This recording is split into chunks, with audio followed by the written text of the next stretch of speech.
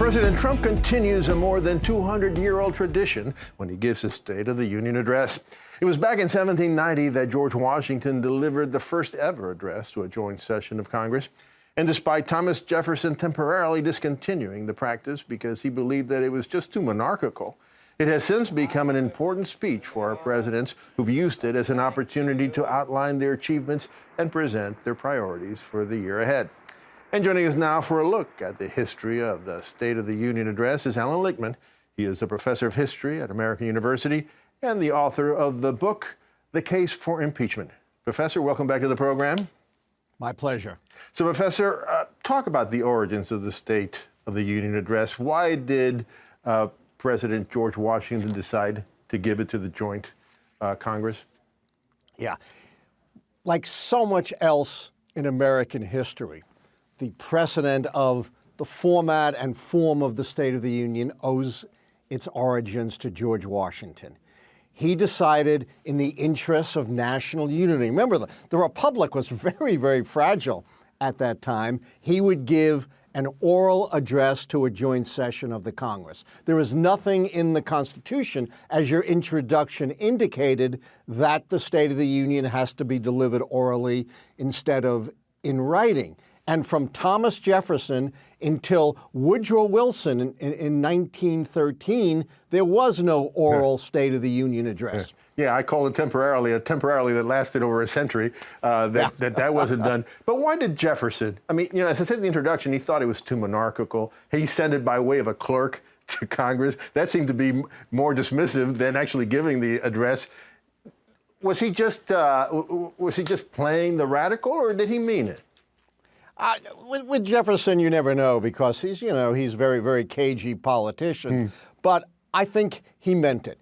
This was a time when political parties were first forming in the United States.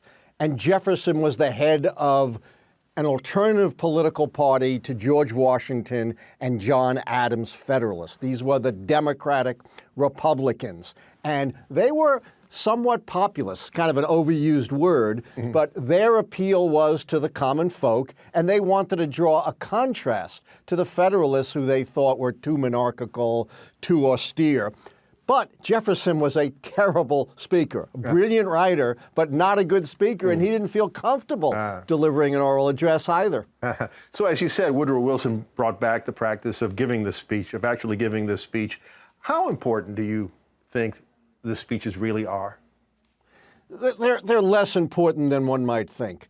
These State of the Union addresses tend to be laundry lists of accomplishments, laundry lists of proposals for the future. But from time to time, they have been extremely important.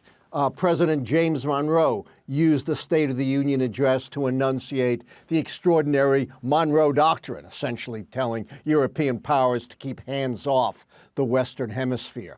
Abraham Lincoln used his first State of the Union address to talk about the indissoluble link between the war, the Union, and slavery. Franklin Roosevelt, after his unprecedented third-term victory with the world racked by war, spoke of his famous four freedoms: freedom from fear, freedom from want, freedom of speech, and freedom of religion. And ironically, one of the most resonant State of the Union addresses, given the crisis today of the presidency, was Richard Nixon's in January of 1974, in which he said, "I've totally cooperated with the special prosecutor. I've given him everything he needs to find out who's innocent, and it's time for him to wrap up his investigation." Of course, 7 months later, Richard Nixon resigned the presidency. So is the State of the Union address something unique to the United States, or do other countries do similar things?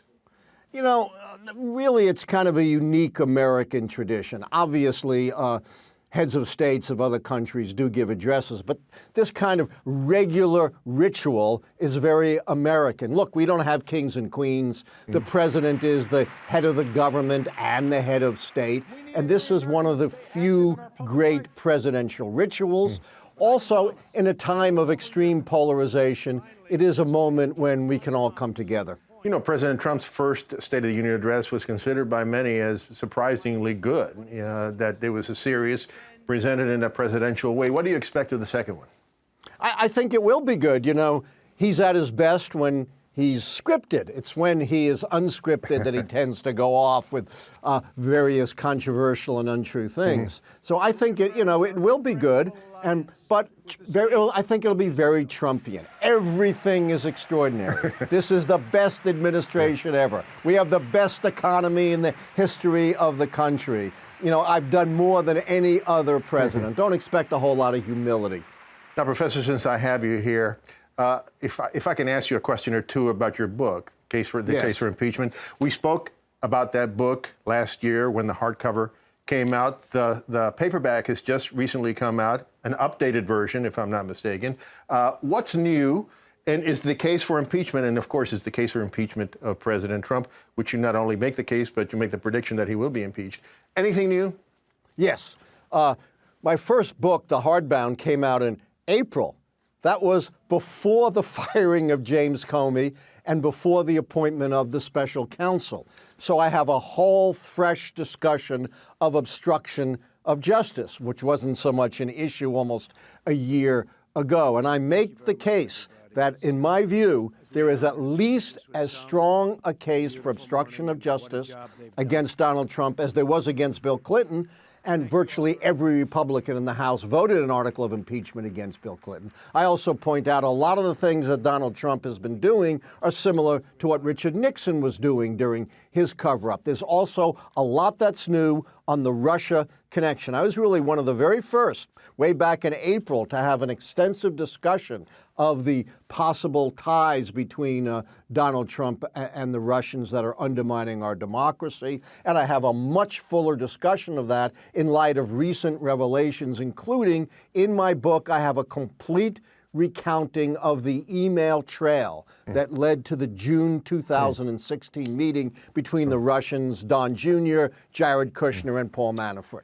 Well, Professor, as you know, some commentators, and not all Republicans, are making the argument that the growing revelations of the political bias within the high ranks of the FBI, as we know, bias against President Trump and for candidate Clinton, and their consequent actions will result in criminal charges against those officials rather than impeachment for President Trump. How do you respond to that?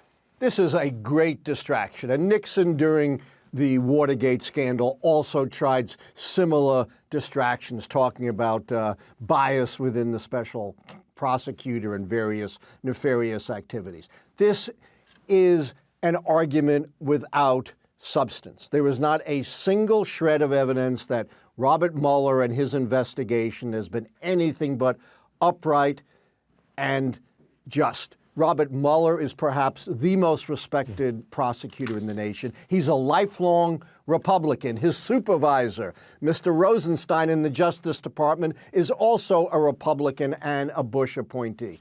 And with respect to these allegations of misconduct in the FBI on the FISA warrants, Assistant Attorney General Boyd, who is a former staffer for Jeff Sessions, a Republican, and a Trump appointee, has said there's no basis to them. We've looked into them. Everything was done properly. And in fact, it would be reckless for Devin Nunes and the Republicans to release their so-called report without having the FBI check it first. All right, Professor. Well, once again, thank you so much for joining us.